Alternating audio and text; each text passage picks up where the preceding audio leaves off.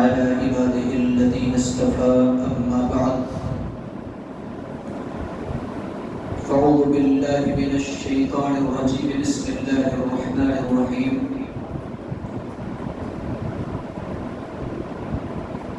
نحن نقص عليك أحسن القصص بما أوحينا إليك هذا القرآن وإن كنت من قبله لمن الغافلين.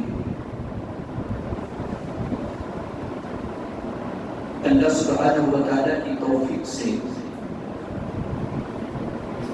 آج کی نماز تراویح میں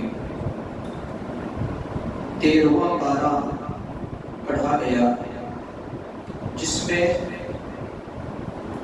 سورہ یوسف کی آخری چند آیات، سورہ رات مکمل اور سورہ ابراہیم بھی مکمل پڑھا گیا۔ اللہ قاری اس تلاوت کو قبول فرمائے، سننے اور سنانے کو اللہ قبول فرمائے، آمین۔ سورہ یوسف سے متعلق چند اہم نقطوں پر میں آپ سے گفتگو کروں گا آج۔ سورہ یوسف ایک ایسی سورت ہے، اگر اس سورت کو آپ غور سے پڑھیں گے، ترجمے کے ساتھ، تشریح کے ساتھ، تفسیر کے ساتھ، تو آپ کو معلوم ہوگا کہ انسانی زندگی میں جو نشیب و فراز، اتار اور چڑھاؤ زندگی کا جو ایک اہم حصہ ہے، آپ کو اس سورت کے اندر مل جائے گی۔ اسی لیے اللہ تبارک و تعالیٰ نے اس سورت کی آخری طرف، اس سورت کے آخری طرف اللہ تبارک و تعالیٰ نے اسی بات کو واضح طور پر فرمایا ہے کہ لَقَدْ كَانَ فِي قَصَصِهِمْ عِبْرَةٌ لِأُولِي الْأَلْبَابِ، یقیناً ان کے قصے میں عقل مند لوگوں کے لیے نصیحت ہے۔ اس سورت کا آغاز ہوتا ہے ایک خواب سے، اور اس سورت کا اختتام ہوتا ہے خواب کی تعبیر سے، خواب کے معنی اور مطلب سے۔ پہلے ہم دیکھیں کہ اللہ تبارک و تعالیٰ نے اپنی زبان میں کیا کہا۔ اللہ نے کہا نحن نقص علیک احسن القصص۔ اللہ رب العالمین نے نبی صلی اللہ علیہ وسلم سے خطاب کر کے فرمایا کہ اے نبی صلی اللہ علیہ وسلم، ہم آپ پر بہترین قصے بیان کر رہے ہیں۔ یعنی اللہ تبارک و تعالیٰ نے یوسف علیہ السلام کے قصے کو احسن القصص کہا، بہترین قصے کہا۔ اگر اللہ کسی قصے کے بارے میں بہترین قصہ کرے تو اس قصے کا کیا کرنا؟ آج ہم دنیا والوں کے بارے میں سنتے ہیں، دیکھتے ہیں کہ فلاں سیریل، فلاں فلم سپر ہٹ ہے اور سارے ریکارڈ کو توڑ دیا ہے۔ اللہ تبارک و تعالیٰ اپنے کلام کے اندر کہتا ہے کہ ہم احسن القصص بیان کر رہے ہیں، سب سے بہترین قصے بیان کر رہے ہیں۔ اس کا مطلب کہ یہ نہایت ہی اہم اور ہمارے لیے عبرتناک اور ہمارے لیے حصول عبرت کا ذریعہ ہے۔ اس سے کا جو آغاز ایک خواب سے ہوتا ہے، اور یوسف علیہ السلام ایک خواب دیکھتے ہیں اور اس خواب کو بیان کرتے ہیں۔ ابھی چھوٹے بچے ہیں، خواب کو بیان کر رہے ہیں، کیا کہتے ہیں؟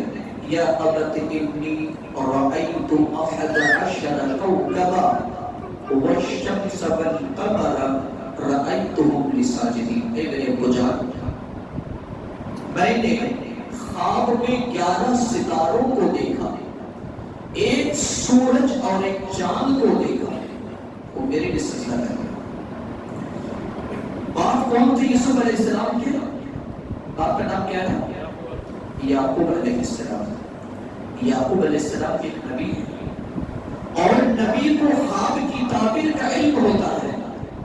یہ الگ بات ہے کہ اللہ تبارک و تعالیٰ نے یوسف علیہ السلام کو بطور خاص تعبیر کے خواب کی تعبیر کا علم عطا کیا. لیکن یعقوب علیہ السلام بھی نبی تھے، ان کو اس خواب کی تعبیر، اس کا معنی اور مفہوم سمجھ میں آ رہا تھا کہ اس کا معنی اور مفہوم کیا ہے. تو یوسف علیہ السلام کو کہہ رہے ہیں، سمجھا رہے ہیں، قال یا بنی لا تقصص رؤیاک علی اخوتک فیکیدوا لک کیدا ان الشیطان للانسان عدو مبین. کیا کہا؟ یا بنی، اے میرے لفظ جگر، اے میرے نور نظر. یا بڑی نہیں کہا، یا بنی. جس طریقے سے ہم لاڈ اور پیار سے اپنے بچے کو بلاتے ہیں، یا بنی، یا اے میرے لفظ جگر، لا تقصص رؤیاک علی اخوتک. اپنے خواب اپنے بھائیوں میں بیان مت کرنا. کل 12 بھائی تھے، اپنے بھائیوں میں بیان نہ کرنا. کیوں؟ فَيَكِيدُوا لَكَ كَيْدًا، وہ تمہارے خلاف چال چلیں گے، تمہارے خلاف سازش کریں گے. اس آیت کی تفسیر میں مفسرین اکرام فرماتے ہیں، کئی بات اس سے واضح ہوتی ہے. پہلی بات یہ کہ چھوٹوں پر لازم ہے کہ بڑوں کی بات کو مانیں، پہلی بات ہے. دوسری بات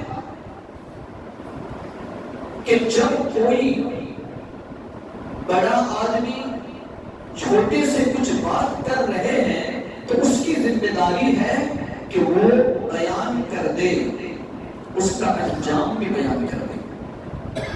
آج ہم کیا کرتے ہیں؟ سرپرائز بیان نہیں کرتے. شریعت کے سرپرائز نہیں ہے. سرپرائز تو اللہ تبارک و تعالیٰ کے پاس ہے. بس سمجھ گئے نا؟ سرپرائز کس کے پاس ہے؟ اللہ کے پاس. حدیث کے اندر آتا ہے کہ اللہ نے جنتیوں کے لیے ایسی ایسی نعمتیں تیار کر رکھی ہے جن نعمتوں کو آنکھوں نے دیکھا نہیں، کان نے سنا نہیں، دل کے اندر وہ کھٹکا بھی پیدا نہیں. یہ سرپرائز ہے. یہاں مفسرین کرام فرماتے ہیں کہ جب کوئی بڑا آدمی کسی کام کو کرنے کا حکم دے تو اس کی علت اور ریزن بتا دے. ریزن کیا بتایا؟ کہ فَيَكِيدُوا لَكَ كَيْدًا، اگر تم اس خواب کو بیان کر دو گے تو تمہارے خلاف یہ کیا کریں گے؟ سازش رچیں گے، تمہارے خلاف سازش رچیں گے. لہذا اس سے یہ بھی پتہ چلتا ہے، اور ایک بات کا علم ہوتا ہے کہ اگر آپ کو کسی کی شرارت سے بچانا ہو، کسی کی برائی سے بچانا ہو، تو اس وقت آپ لوگوں کے سامنے اس کی برائی کو بیان کر سکتے ہیں. یہ غیبت نہیں کہا جائے گا. غیبت کیا ہے؟ حدیث کے الفاظ ہے ذکر کا اخاک بما یکرہ، یعنی اپنے بھائی کے خلاف ایسی بات کہنا جو وہ ناپسند کرتا ہو. اگر کسی کے اندر کوئی شرارت ہے، برائی ہے، اور اس برائی سے آپ کسی کو بچانا چاہتے ہیں تو اس کی برائی کو بیان کرنا کیا ہے؟ جائز ہے. اور یہ کیا نہیں ہے؟ یہ غیبت نہیں ہے. آپ اپنی بیٹی کا رشتہ، بیٹا کا رشتہ کسی سے لگا رہے ہیں، اس کے اندر کوئی برائی ہے، کھلا کھلا اگر کسی کو معلوم ہے تو برائی کو بیان کرنا جائز ہے. اس کو غیبت نہیں کہا جائے گا. تو یہاں پر بھی یوسف علیہ السلام کو یعقوب علیہ السلام نے بیان کر دیا کہ تم خواب مت بیان کرنا. کیوں؟ اگر تم بیان کرو گے تو تمہارے خلاف سازش رچیں گے. اور اس نے یہ نہیں کہا کہ تمہارے بھائی تمہارے دشمن ہیں. کیا کہا؟ ان الشیطان للانسان عدو مبین، شیطان انسان کا کھلا ہوا دشمن ہے.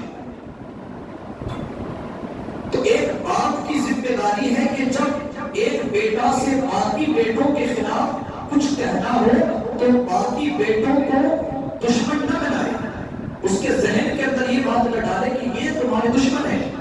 یہاں یعقوب علیہ السلام نے کیا کہا؟ یہ نہیں کہا کہ تمہارے بھائی تمہارے دشمن ہیں.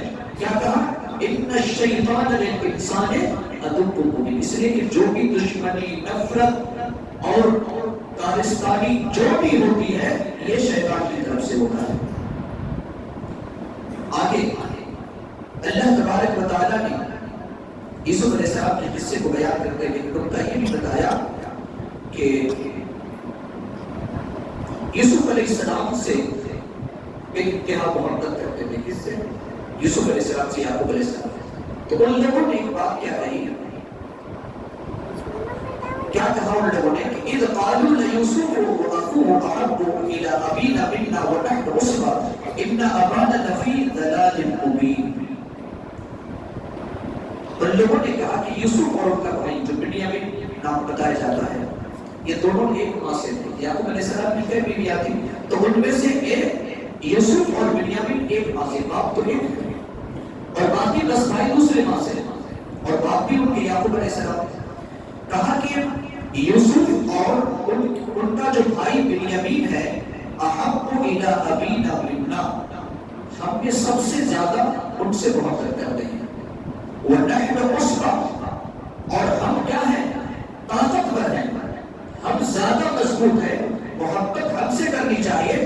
ان ابانا لفی ضلال مبین، یقیناً ہماری ماں کھلی ہوئی غلطی میں ہے. اس نے کہا، بھائیوں نے کہا، جبکہ یہ عقل کے بھی خلاف ہے. اگر آپ کے گھر میں چند بچے ہیں، چند بیٹے یا بیٹیاں ہیں، تو جو کمزور ہے باپ اسی سے زیادہ محبت کرتا ہے. جو کمزور ہے، اگر مان لیجیے کہ آپ کا ایک بیٹا بیمار پڑ کر ہے، تو آپ اگر گھر میں داخل ہوئے تو سب سے پہلے اس بیمار کے بارے میں پوچھیں گے، اس نے کھانا کھایا، پانی پیا، کیسی طبیعت ہے، بعد میں باقی کے بارے میں پوچھیں گے. یہ انسان کی عقل ہے، یہ فطری چیز ہے. لیکن انہوں نے فطرت ہی کو بدلنا چاہا اور کہا کہ ہم طاقتور ہیں، ہمارے باپ ہم سے زیادہ محبت کرے، بجائے اس کے کہ یوسف اور بنیامین سے محبت کر رہے ہیں. تو یہ عقل کے خلاف بھی باتیں تھیں. بہرحال یوسف علیہ السلام کو لے جانے کے لیے ان لوگوں نے بتایا ایک پلاننگ کی، ایک سازش اور ایک مشورہ کیا کہ یوسف علیہ السلام کو ہم کیا کریں گے. ایک بھائیوں کے درمیان میٹنگ ہوئی، مشورہ ہوا. کیا کئی مشورے آئے، اس میں 3 کا ذکر ہے. اقتلوا یوسف، پہلا مشورہ، یوسف کو کیا کریں؟ کیا قتل کر دیں. دوسرا مشورہ کیا تھا؟ ابترحوه ارضا، ہم اسے دور زمین پر چھوڑ دیں گے، جہاں وہ مر مرا جائے وہاں سے واپس آئے. اور اگر ایسا ہم کریں گے تو یخل لکم وجہ ابیکم وتکونوا من بعدہ قوما صالحین، اس وقت تمہارے باپ کا چہرہ تمہاری طرف ہو جائے. اس لیے کہ یوسف علیہ السلام نہیں رہیں گے تو ہم کس سے محبت کریں گے؟ باقی بچوں سے. اور اس کے بعد کیا کہا؟ وتکونوا من بعدہ قوما صالحین، تم لوگ کیا بن جاؤ گے؟ نیک لوگ بن جاؤ گے. آج ہمارے معاشرے کے اندر ایسا ہے، ابھی جوانی ہے، برائی کر لو، پھر بعد میں کیا ہو جائیں گے؟ نیک بن جائیں گے. بڑھاپے کی عمر میں ہم کیا ہو جائیں گے؟ سدھر جائیں گے. ایک برائی کر لو، بعد میں توبہ کر لیں گے. کس کو معلوم ہے کہ وہ موقع ملے توبہ کرنے کا یا نہ؟ یہ جب بھی وسوسہ آئے، یاد رکھنا یہ شیطان کی طرف سے. جب بھی ہمارے ذہن کے اندر یہ بات آئے کہ ایک برائی کر لو، پھر توبہ بعد میں کر لیں گے. یہی بات ان لوگوں نے سوچی تھی. کن لوگوں نے؟ یعقوب علیہ السلام کے بیٹوں نے، کہ وہ تکونوا من بعدہ قوما صالحین، ابھی قتل کر دو یا دور زمین پر چھوڑ دو جہاں سے یوسف اور ہمارے گھر نہ آ سکے، اور پھر ہم کیا ہو جائیں گے؟ توبہ کر کے ہم نیک بن جائیں گے. تو ایسے وقت میں ہماری ذمہ داری ہے کہ ہم ایسا نہ کریں، بلکہ اس وقت شیطان سے ہم مقابلہ کریں.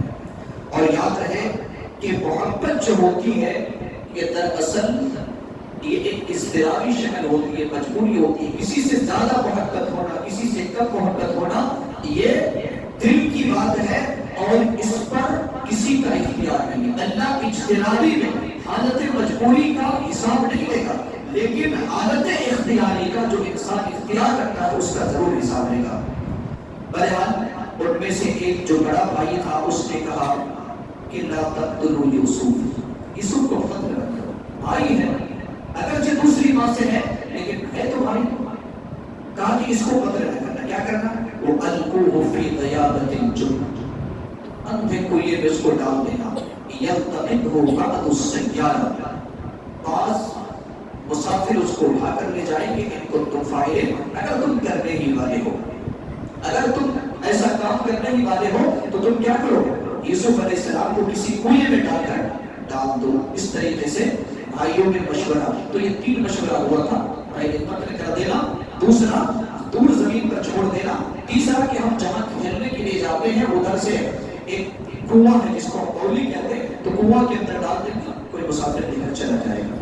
تو آخری بات پر بات طے ہو گئی، اور پھر یوسف علیہ السلام کو لے کر گئے، اور لے کر جانے کے بعد کیا ہوا، یوسف علیہ السلام کی قمیص کو اتارا، اس کے قمیص کو اتار کر ننگے بدن کر کے یوسف علیہ السلام کو پھینک دیا، کس میں، کنویں میں۔ اور پھر اخیر میں وہ لوگ آئے، وَجَاءُوا أَبَاهُمْ عِشَاءً يَبْكُونَ، یہ لوگ عشاء کے وقت، شام کے وقت، رات کے وقت روتے ہوئے آئے۔ اس کی تفسیر میں مفسرین کرام لکھتے ہیں کہ شام میں آنے کی کیا ضرورت ہے، اور روتے ہوئے کیوں آئے؟ تو اس کی تفسیر میں 2 باتیں لکھی کہ عشاء شام میں جو آئے تو اس کا ایک مقصد آنے کا یہ تھا کہ رات میں اگر ہم گئے اپنے باپ کے پاس تو ہم نے جو جھوٹی باتیں کری ہے اور ابھی ہم جا کر اپنے باپ سے بیان کریں گے تو ہمارے باپ نبی ہے، ہمارے دل کی بات ہمارے چہرے سے نمایاں ہو جائے گی اور ہمارے باپ کو علم ہو جائے گا۔ رات کی تاریکی ہوگی، ایسے روشنی بڑے بڑے لائٹ نہیں ہوا کرتے تھے اس دور میں، تو رات کی تاریکی میں جا کر کے ہم بیان کر دیں گے اور ہم جھوٹے میں کامیاب ہو جائیں گے، پہلا۔ دوسرا، یقول روتے ہوئے کیوں آئے؟ روتے ہوئے اس وجہ سے آئے کہ جب بھی کوئی کسی کو اگر بری خبر سنانا ہو تو اگر وہ رو کر سنائے تو جس کو سنایا جا رہا ہے اس آدمی کے غم میں کمی کا سبب بنتا ہے۔ اگر ایک آدمی کو آپ غم کی خبر سنا رہے اور آپ روتے ہوئے سنا رہے تو سامنے والے پر بھی جو غم کی خبر جو اٹیک کرنے والی تھی اتنی اس کو اٹیک نہیں کرتی، تو اس وجہ سے ان لوگوں نے رونا شروع کیا۔ اب ان لوگوں نے کیا کیا تھا؟ اللہ تبارک و تعالیٰ نے کہا کہ وہ جاؤ علی قمیصہ بِدَمٍ کذب، جھوٹی قمیص، جھوٹا کرتا، یعنی جھوٹے خون کے ساتھ اپنے قمیص کو لے کر کے آئے، یوسف علیہ السلام کی قمیص کو لے کر آئے۔ اور ظاہر سی بات ہے کہ جب کوئی ان لوگوں نے آ کر کہا تھا کہ بھیڑیا نے اس کو کھا لیا، تو ظاہر سی بات ہے کہ بھیڑیا جب آ کر کے کھائے گا تو یہ نہیں کہے گا کہ اے یوسف تم اپنے قمیص کو اتارو پہلے، اس کے بعد کیا کرو گے، ہم تمہیں کھائیں گے، ایسا کہے گا نہیں، وہ تو سیدھا پھاڑنا شروع کرے گا۔ ان لوگوں نے کیا کیا تھا، ایک بکرے کو ذبح کیا اور قمیص کو لتپر کر دیا خون سے۔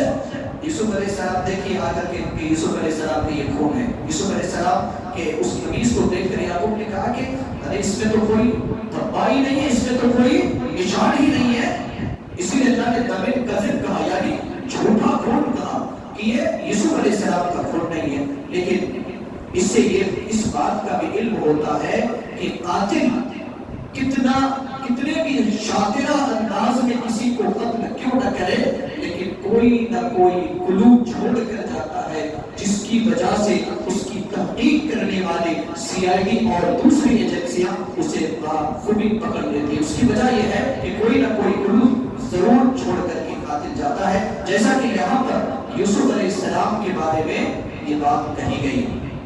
اور قیامت کے دن جو سب سے پہلا حساب ہوگا حقوق العباد میں، بندوں کے حقوق میں، وہ پہلا حساب کس کا ہوگا؟